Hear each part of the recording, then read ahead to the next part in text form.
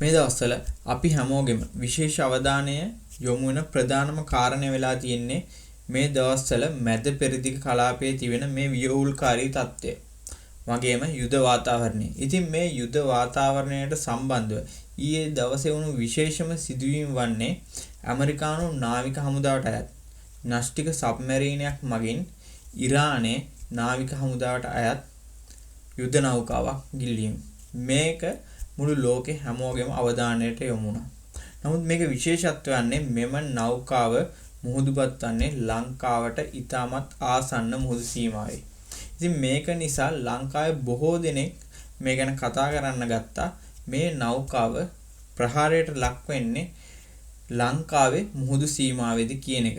වගේම මෙම නෞකාවේ rescue mission වලට ලංකාවේ ගුවන් හමුදාව සහ නාවික හමුදාව මැදිහත් වීම මෙම මැද පෙරදිග තිබෙන ව්‍යවුල්කාරී තත්වයෙන් යම්කිසි බලපෑමක් ලංකාවට එල්ල වෙන්න පුළුවන්ද කියන එකත් එක්ක.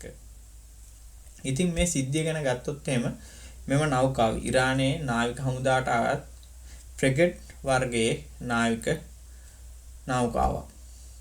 මේක වාර්තා වලට අනුව මෙම නෞකාවේ guided missile system ඒ වගේම anti-ship missile system සහ ඊටම නවීන රේඩාර් පද්ධති තිබිලා තියෙනවා. ඒ කෙසේ වෙතත් ඇමරිකානු නාවික හමුදාවට අයත් න්‍යෂ්ටික සබ්මැරීනයක් මගින් මාක් 48 කියන අති ප්‍රබල ටෝපිඩෝ ප්‍රහාරයක් මගින් මෙම නෞකාව මුහුදුපත් කරනවා. ඉතින් හැමෝගෙම ප්‍රශ්නයක් වෙලා තිබ්බ මෙම නෞකාව ගිලාපත් මුහුදුපත් වෙන්නේ ලංකාවේ මුහුදු සීමාවේදී කියන එකට ප්‍රධානම උත්තරය තමයි නෑ මෙම නෞකාව මුහුදුපත් වන්නේ ලංකාවේ නීතියට ක්‍රියා කරන මුහුදු කලාපයේ නෙමෙයි. මේකෙදි ඕනම රටක මුහුදු කලාපයක් ප්‍රධාන වශයෙන් කොටස් දෙකකට බෙදනවා. මේ මැප් එකේ පෙන්වන විදිහට ටෙරිටෝරියල් sea එක සහ එක්ස්ක්ලූසිව් ඉකොනොමික් සෝන් එක කියලා. එතකොට මේ ටෙරිටෝරියල් sea එකේදී ක්‍රියාත්මක වෙන්නේ ලංකාවේ ගොඩබිමේදී. ලංකාව ඇතුළත ක්‍රියාත්මක කරන නීතිය අපිට පුළුවන් මේ ටෙරිටෝරියල් sea එක ඇතුළතදී ක්‍රියාත්මක කරන්න. ඒකෙදි ලංකාවේ බේස් ලයින් එක. එහෙම නැත්නම් ලංකාවේ වෙරළ තීරයේ ඉඳන් නොටිකල් මයිල් 12ක් දක්වා ලංකාවට අයත් ටෙරිටෝරියල් sea එක ව්‍යාප්ත වෙලා තියෙනවා. ඒ වගේම තමයි මේ එක්ස්ක්ලූසිව් ඉකොනොමික් සෝන් එක අයිති වෙන්නේ ලංකාවේ බේස් ලයින් එකේ ඉඳන් නොටිකල් මයිල් 200ක් වගේ දුරකට. නමුත් මේ එක්ස්ක්ලූසිව් ඉකොනොමික් සෝන් එකේදී ලංකාවේ නීති ක්‍රියාත්මක වෙන්නේ නැහැ. හැබැයි මේකේ තියෙන ප්‍රධාන වැදගත් දේ තමයි මෙම සෝන් එකේ තියෙන ස්වභාවික සම්පත්. සරලවම කියනවා නම් මෙම සෝන් එකේ තෙල් හෝ ගෑස් තියෙනවා නම් ඒවල සියල්ලගෙම අයිතිය තියෙන්නේ ලංකාවට. නමුත් මෙම කලාපය හරහා වෙන ගමනාගමනයේ දෙන ඕනිම නාවික නෞකාවකට කිසිම ප්‍රශ්නයක් නැතුව ගමන් කිරීමේ හැකියාවක් තියෙනවා.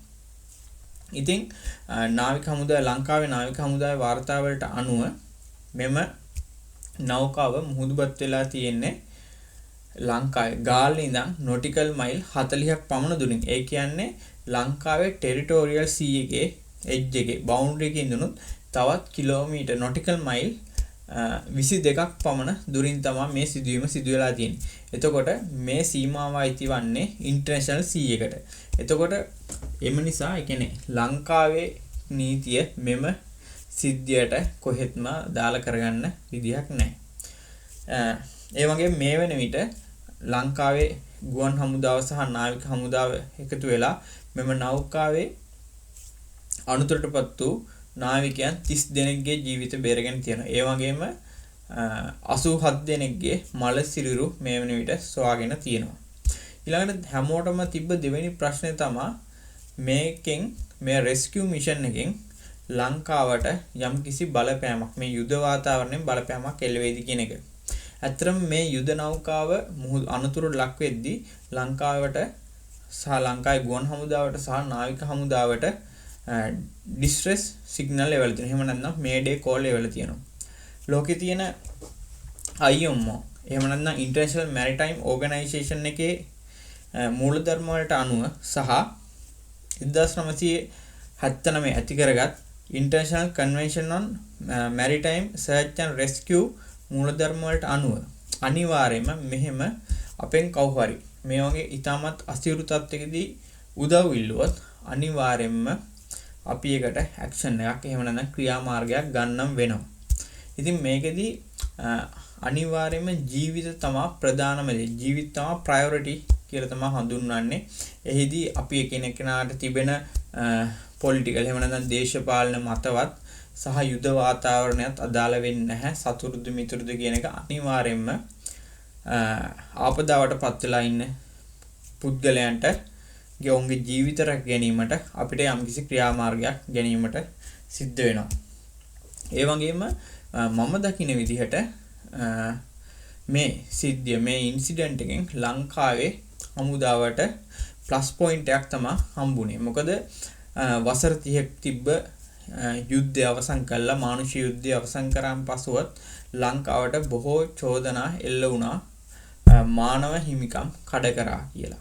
නමුත් මේ වෙන විට මෙම සිද්ධියෙන් එක්ක අපි ලංකාව සහ ලංකාවේ හමුදාව, ගුවන් හමුදාව සහ නාවික හමුදාව පෙන්වලා තියෙනවා නැහැ අපි මේ වගේ ඊටමත් අර්බුදකාරී දේශපාලන සහ යුදමය වාතාවරණය වලදී පවා කිසිම කෙනෙක්ට පක්ෂපාතීත්වයක් පෙන්වන්න නැතුව අනුතරට ලක් වෙච්ච පුද්ගලයන් වෙනුවෙන් එහෙම නැත්නම් humanitarian laws වලට අනුව සහ US Convention of the Law of Sea වලට අනුව වැඩ කරනවා සහ ඒවට අපි ගරු කරනවා කියන එක.